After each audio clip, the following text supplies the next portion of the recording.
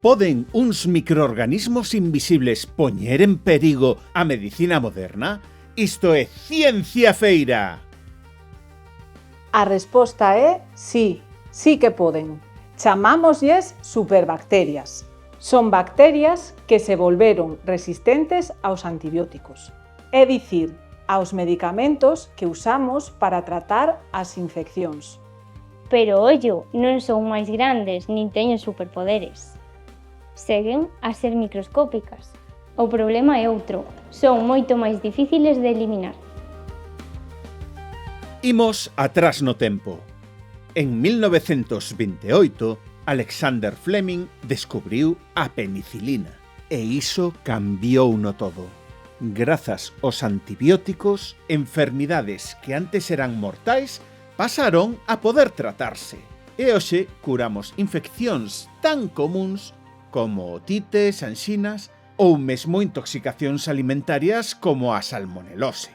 Pero sempre hai un pero. Durante décadas usamos mal os antibióticos. Demasiados cando non facían falta ou mal utilizados. E claro, as bacterias tomaron nota. Resultado, cada vez funcionan peor. De feito, estímase que en 2019 case 5 millóns de mortes estiveron asociadas á resistencia bacteriana. Que está pasando exactamente? As bacterias non son parvas. Levan millóns de anos aprendendo a sobrevivir.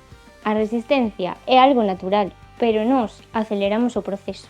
Como? Cando usamos os antibióticos en exceso, creamos o que se chama a presión selectiva. Traducido, as bacterias sensibles morren e as resistentes quedan e multiplícanse como se nada. E así nacen e se espallan as superbacterias.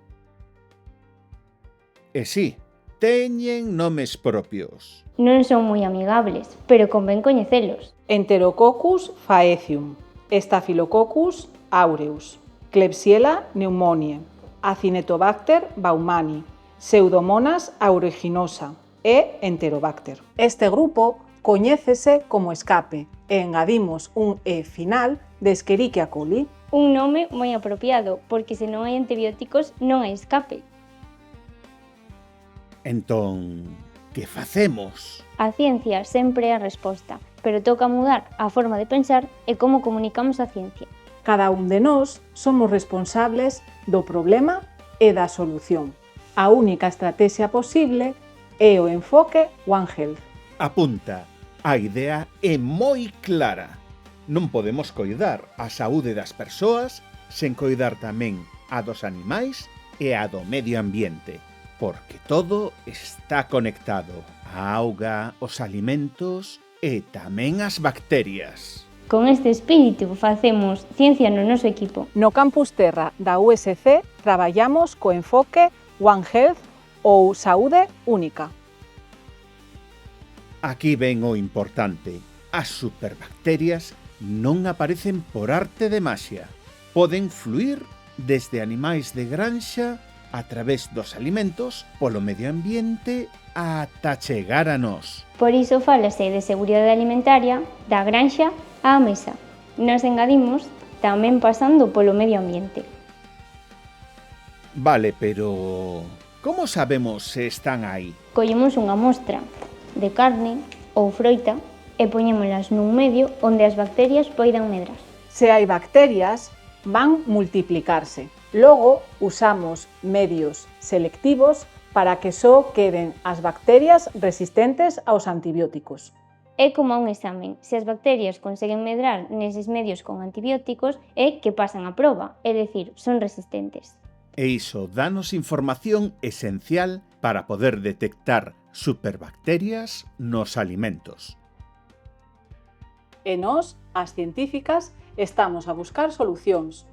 Pero non todo depende de nós. Hai cousas moi sinxelas que marcan a diferenza. Lavar ben as mans. Manter a cadea de frío ao transportar e conservar os alimentos. Lavar correctamente froitas e verduras. Evitar a contaminación cruzada, colocando ben os alimentos na neveira. E algo moi importante, educar a rapazada. porque cada infección que evitamos é un antibiótico menos que necesitamos. A loita contra as superbacterias non se gaña só nos laboratorios, gáñase entre todos, con ciencia, con responsabilidade e pensando en global. Porque, ao final, Persoas, animais, medio ambiente, estamos conectadas!